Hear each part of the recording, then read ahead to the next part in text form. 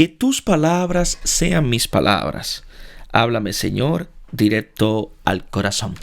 Hola mis hermanos, mi nombre es Dreni del Rosario y en esta sección Un Solo Evangelio vamos a leer el Evangelio que corresponde al día de hoy, 6 de marzo.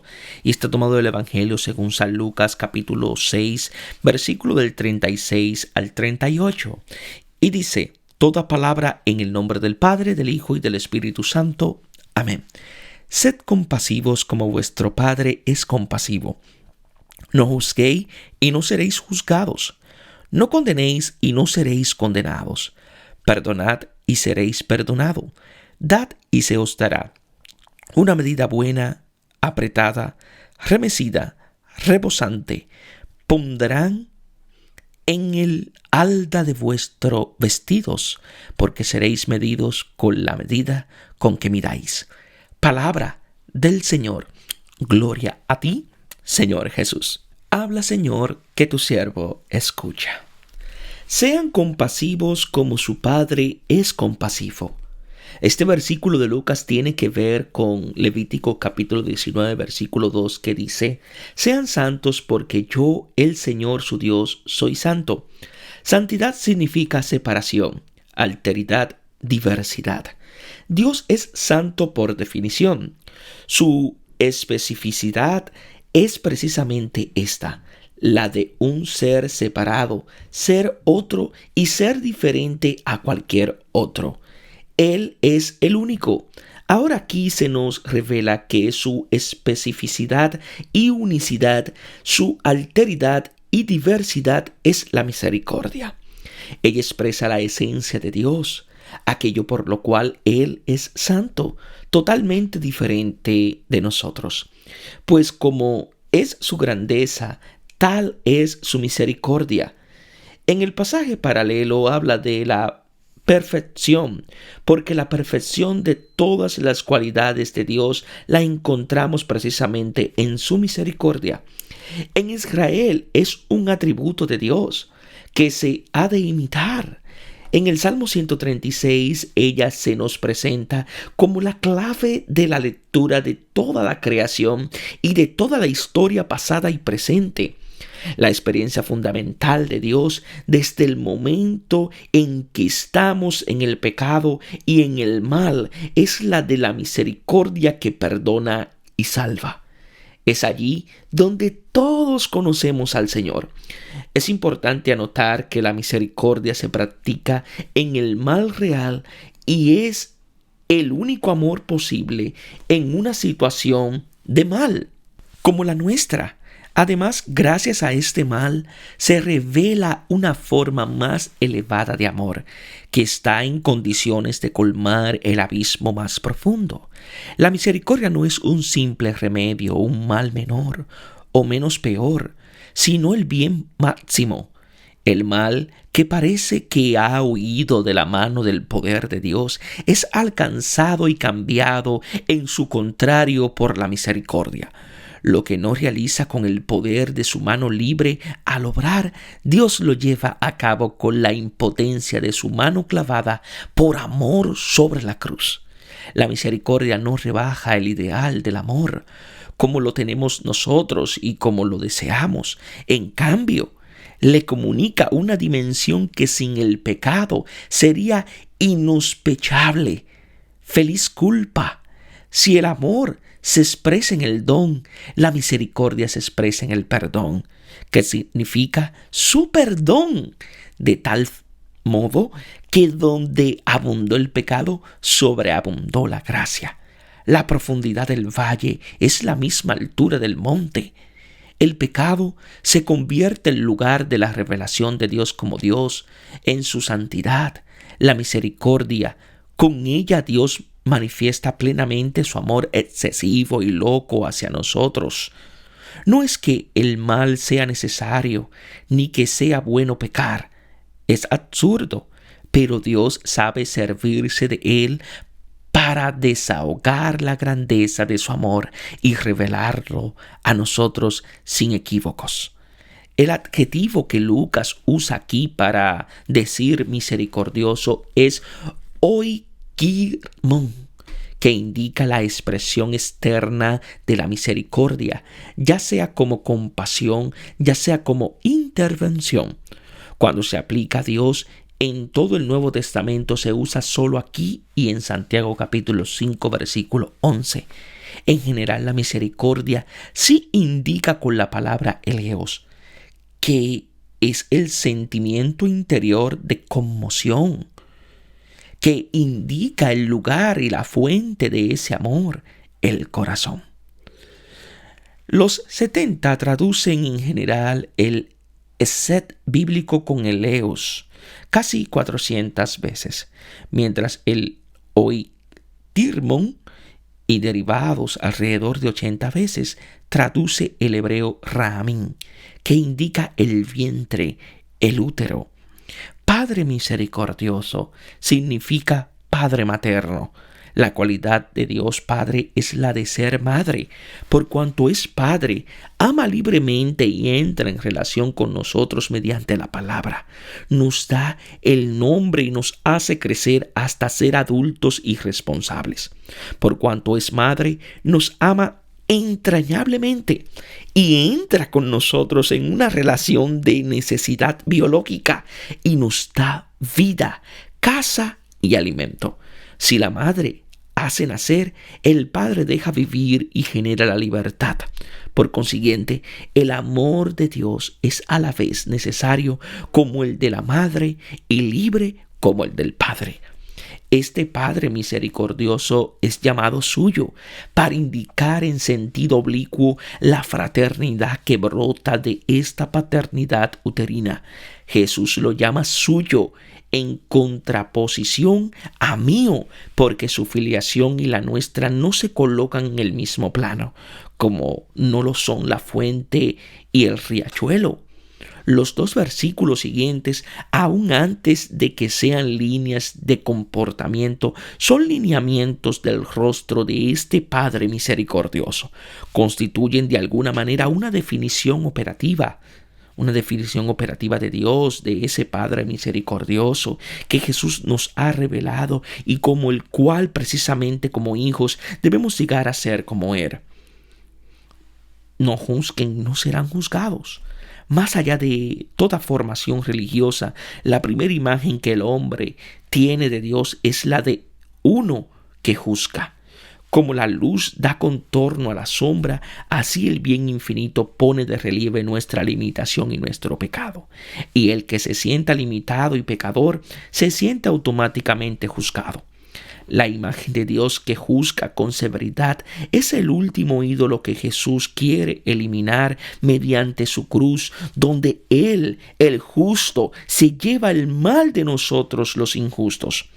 Su cruz es el único juicio posible al Hijo que es igual al Padre de la misericordia. Se equivoca mucho el que juzga al otro. El error no está tanto en el hecho de que el juicio del hombre es falible, porque el hombre mira la apariencia, el Señor mira el corazón.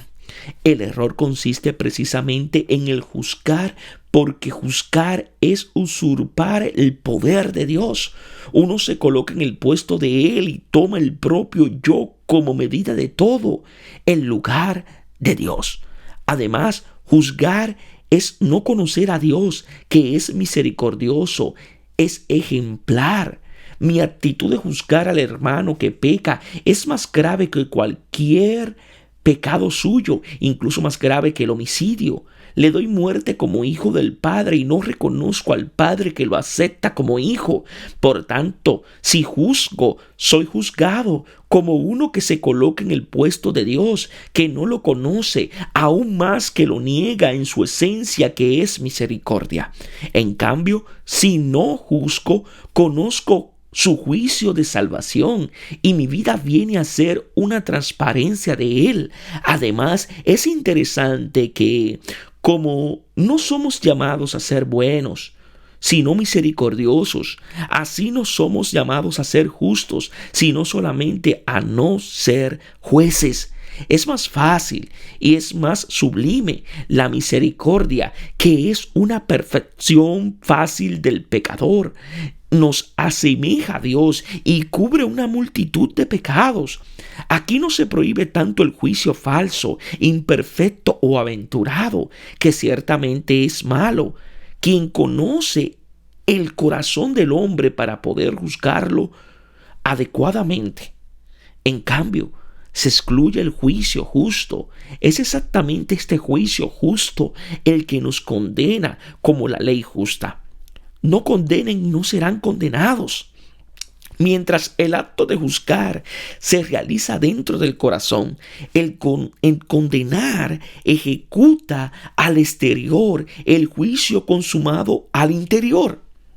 Si del primero todo tenemos un poder tremendo, del segundo tenemos un poder en la medida de nuestra autoridad. El miedo y la huida de un Dios pensado como castigador fue nuestra verdadera condena. Dios la ha abolido en la cruz de Jesús, que es gracia para todos. Él, en lugar de juzgar y justificar, y en lugar de condenar, condona. Nosotros vinimos porque hemos sido agraciados y por eso agraciamos a los otros. Yo mismo vivo o muero por el perdón que concedo o niego, así como el otro vive o muere por el perdón que le concedo o niego. Dios es el primero que me ha concedido, haciéndome vivir. Ahora bien, mi vida y mi muerte y la del otro está ligada a la gracia que yo doy como un don o rechazo. Somos realmente corresponsables de Dios porque manejamos en la historia su capital de misericordia. Véase la palabra del administrador fiel y misericordioso, que después de las parábolas de la misericordia del capítulo 15 dice: ya sé lo que voy a hacer. Si yo condono, me salvo a mí mismo y salvo al otro. Si no condono, me condeno a mí mismo y también al otro a la exclusión de la gracia. Soy como un grifo que tiene el poder de dar o quitar el agua de la vida, cuya fuente es Cristo. El juicio final de salvación, perdición, no la realiza Dios, sino yo. No en un tiempo indeterminado y oculto, sino ahora, en la realidad cotidiana con el hermano. Esta es la misericordia de Dios. Nos deja a nosotros que somos pecadores el juicio sobre nosotros y el mismo juicio que pronunciamos sobre los otros. Perdonen y serán perdonados. Nosotros consideramos como perdido irremediablemente el don que nos había dado el de ser como Dios, porque habíamos querido robarlo. En cambio, nos ha sido perdonado, es decir, entregado como don ampliamente sobre la cruz de Jesús. En él tenemos, en lugar del juicio, la justificación; en lugar de la condena, la gracia; en lugar del pecado, la absolución. Si nos dejamos juzgar por él, somos justificados. Si nos dejamos retomar por él, recibimos la gracia. Si nos dejamos encontrar por él, somos absueltos. Por eso, si somos hermanos suyos que deben volverse misericordiosos como el Padre, nuestra actitud hacia los otros no puede ser sino la de perdonar. Es importante anotar que la absolución para el cristiano no es como la civil, en la cual se declara la inocencia o insuficiencia de las pruebas de culpabilidad. La absolución nos libra del mal real, consciente y deliberadamente cometido.